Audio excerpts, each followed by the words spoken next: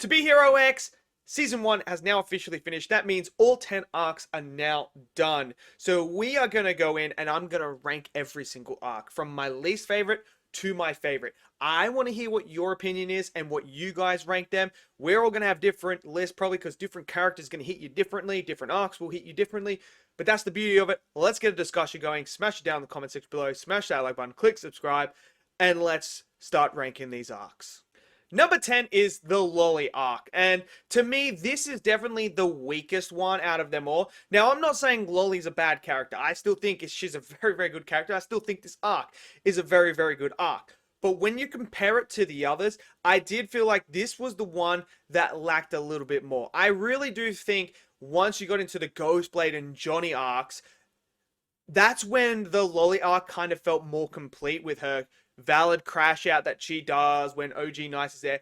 But pre that, when we're watching her 2 episodes, she seems like a character who is struggling, who doesn't have a father figure in her life. She has to go out there and basically build this hero suit to try and mask who she is because she doesn't want to be a hero that everyone's like, oh, it's cute in that. That is her whole motivation. So it is a little bit lackluster compared to the other characters. But nevertheless, there are some great fight sequences in here. The moment when she's fighting Ghostblade in the alley, that was cool. I mean, seeing her grow up and become the hero was fantastic as well. But there's just something about this arc that just didn't get me as emotionally invested as the other arcs. So for me, Lolly is just the arc that it's kind of there, still good, but not quite at the great levels that we are going to be discussing. So for me, it is number 10. Number 9 is going to be Cyan's arc, Lucky Cyan's arc, which I really liked as well. I really liked the arc that she goes on. You know, she's essentially like this chosen one from a plane crash, to have all this luck, to carry the hopes and dreams of all the people on there. And we watch her grow up as an orphan and someone who's trying to manipulate her and creates a cult around her to satisfy their needs. You know, essentially using her as a weapon and as a tool to live their dreams, vicariously living through Cyan. But when Cyan meets someone who actually doesn't want her for her power, but wants her as a person, that's when the shift changes. And I really like that. And, you know, we have this other character who's willing to sacrifice his own life so that Cyan can go and pursue being a hero. And that's what she does. And watching her grow up and become a hero, then to go back to the orphanage to try and save her friend, and then finding out that, you know, the headmaster has been living a lie, telling the kid Cyan's the reason why your parents are dead, everything like that. And then you get the big reveal of Cyan's actually the one that was given the powers on the plane by his parents as well. And that's how she knew the song that he sung, was because they all sung it on the plane, because the parents of him sung it. So it was beautiful to watch the relationship between Lucky Cyan and that other particular character known as the Catastrophe, I think it was, or something like that, come together, and how it concluded. I really thoroughly enjoyed it. Cyan was badass. The action sequence was great as well, animated beautifully. For me, it's number 9. Number 8 is Dragon Boy and his arc. Now, Dragon Boy's arc, I think, for me, what makes it so great, it's not Dragon Boy himself. Even though he has a little bit of a character to him in that, and he's got a little bit of layers to him, but not too much, it's Nice. It is really the character of Nice that carries this arc.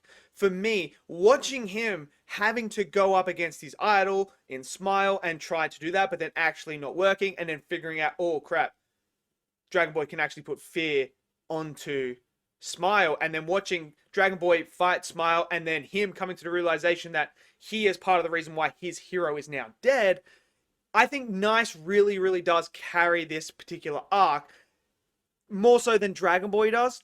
But don't get me wrong, Dragon Boy is still a great character, and I really like his character, and I'm interested to see where we can go moving forward, because he is a character who you see has developed this idea of like the weak is trash, basically, and like, you know, you're not smart, man, you're trash.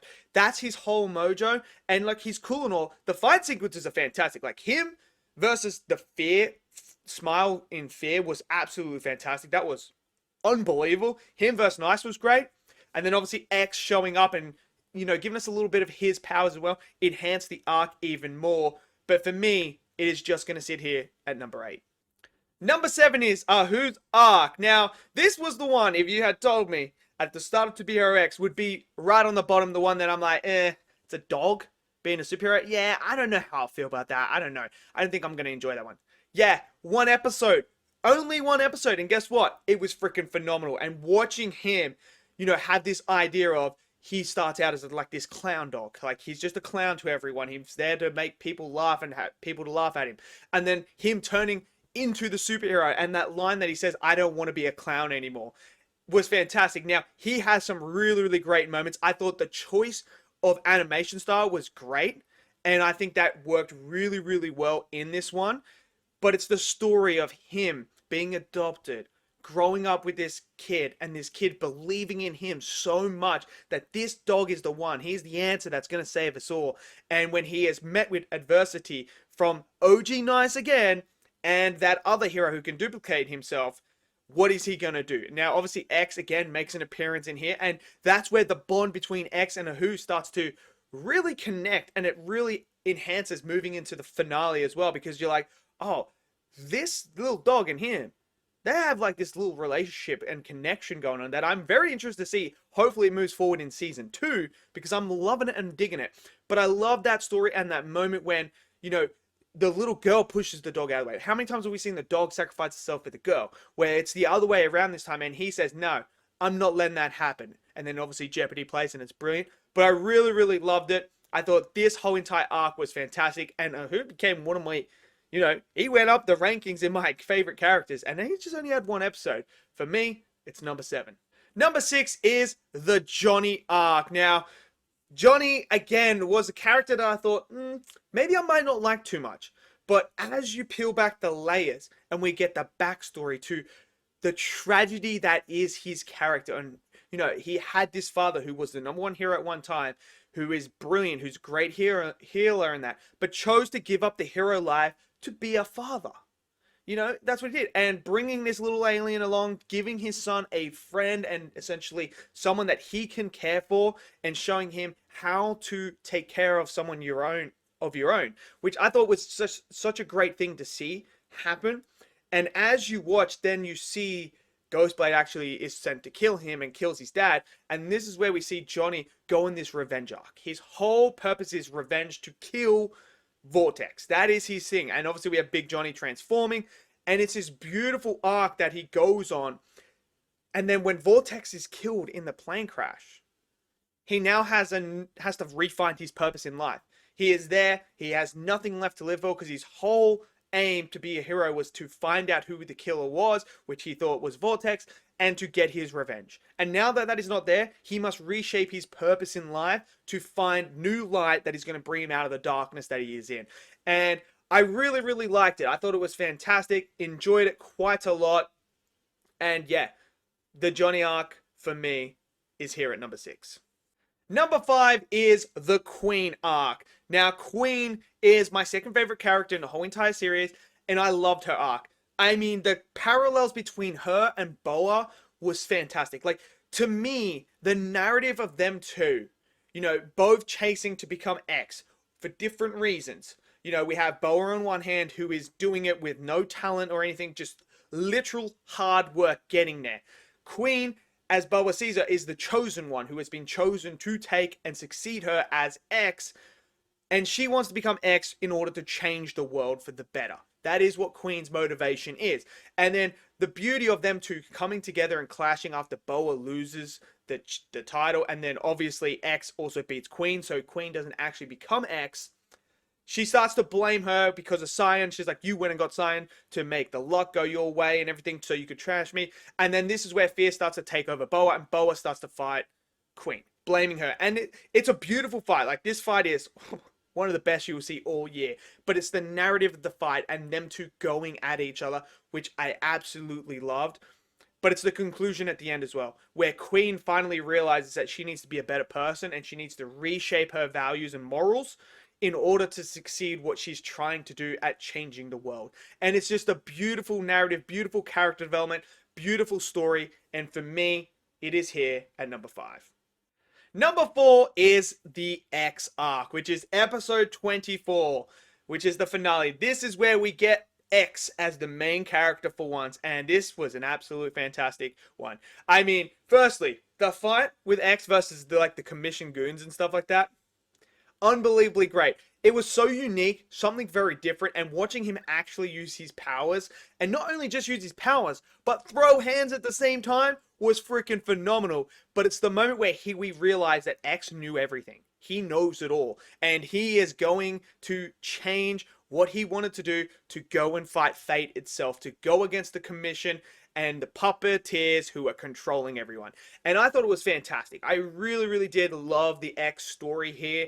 Obviously, we didn't get the backstory or anything like that, but we got what is coming and him basically saying, look, man, I'm defying everything.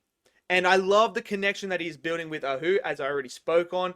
I just love how, Ahu was the one out he was telling everything to and telling the story and stuff. So I'm hoping that connection continues on because I really like that. I think they're a really good duo. I really do. And it's always fun to see X just clicking fingers and then throwing Ahu at the evil people as well, which is something I love. But for me, I really, really thoroughly enjoyed this arc quite a lot. Obviously, I would love another episode just to dive into the backstory of X. Maybe season 2 might give us that. We don't know, but I will do another video separate to that.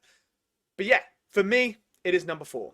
Number 3 is the Ghostblade arc. And the Ghostblade arc is absolutely fantastic. You see this character who's not able to speak due to the trust and everything and, his fans. But you watch him grow as a kid and how he wanted to stay silent and just become someone that was really, really good. Like an assassin, essentially. That's what he wanted to be. But as he becomes a hero, he finds someone that he truly falls in love with. And he falls in love with this woman. He creates a family. But then this is where the tragedy of Ghostblade happens. Because he can't speak his feelings. He can't tell anyone how he is feeling, what his thoughts are, or anything like that. Which is essentially what breaks down his marriage. Because she wants him to change, wants him to give it all up. And he's like, I can't do that. But he can't actually physically say anything or tell her how he feels. Which ultimately is the reason why it happens. Now, he has a daughter. And what happens is, he is ripped out of her life. And even his ex says to him, like, you're dead to her. And now we watch Ghostblade, as we find out, is actually the creeper that is creeping on Lolly and his daughter, because he is trying to insert himself back into her life. He's trying to learn about her. He's a father that is trying to rekindle a relationship that he's never had. And could you just imagine being in those shoes? Being in those shoes, it's not his choice. He didn't choose to not be in her life. He was forced out of it, and now he's trying to come back into it. And then obviously the big tragic event happens where his daughter actually, I'm pretty sure, is either really badly injured in hospital or dead.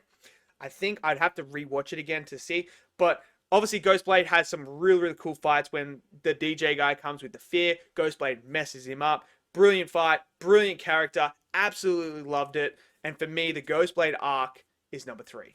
Now, number 2 is going to be the Esau arc. Now, 1 and 2 were so close. These were the 2 that I really struggled with. Which one I would put 1 and 2. And you ask me tomorrow, it could be switched around. But for me right now, Esau is going to be at number 2. What a beautiful written story. What a beautiful written character. Now, yeah, I don't like him now because of all the events that have happened. But that's the whole idea of him. We watch this young kid grow, wanting to be a hero, succeed at becoming the hero. And then we find out that he is a hero who is now fallen from grace and becomes the villain, essentially. And I think that is such a powerful story to watch the rise and fall of this character. And once you get into that character, you watch him being manipulated by Rock, being chosen to become the new Esau. And the fight between him and the old Esau was absolutely incredible. Like, the animation was brilliant, the fight itself, beautiful. I really, really thoroughly enjoyed this arc, and I really liked the supporting cast as well. I really did. You have the rich kid in here as well, who puts everything away to help him become Esau. Like, that's his mission. And then obviously the death and that, and then once you find out certain things that happen, It's crazy. And then the love story as well, where he struggles to actually ask her out on the date, but then he's also got the fear of like, oh, well, maybe she likes him instead. How is that possible? What's going on? Then you have the kid as well, the younger brother that he, looks up to this guy as Esau and wants to help him in that. It's just a beautiful story with a rise and fall that I absolutely loved. For me, it is number two. Number one is the Ling Ling story. And Ling Ling is the first four episodes that we all fell in love. A guy who becomes nice and then realizes, no, I shouldn't be that. That's not why I wanted to be a hero. It is a beautifully written story watching this kid grow up and become the hero. And he fights and comes up against a lot of walls that he needs to break down, barriers. The very first episode, he's being exposed as this isn't nice. Moon and Nice, they're fake. They ain't real lovers. Like, what's going on here? They even get his old boss, and he must fight the boss as Nice. It's a beautiful fight. There's a lot of narrative in there. Where you've got a lot of Ling Ling coming to terms with, no, I'm a hero now. I'm going to be a hero. You have the story of Furman in here as well, which was tragic to watch, to learn about. This gave us our first insight into being a hero isn't everything that it's cracked up to be, because this man can't even sit down, lie down, or anything. So it's just this beautiful story that comes together. The relationship that he builds with Moon and how he's willing to let her go even though he loves her. And then rekindling that at the end there. Obviously the big tragic thing happens. Esau kills Moon in front of him. How is that going to affect him moving forward?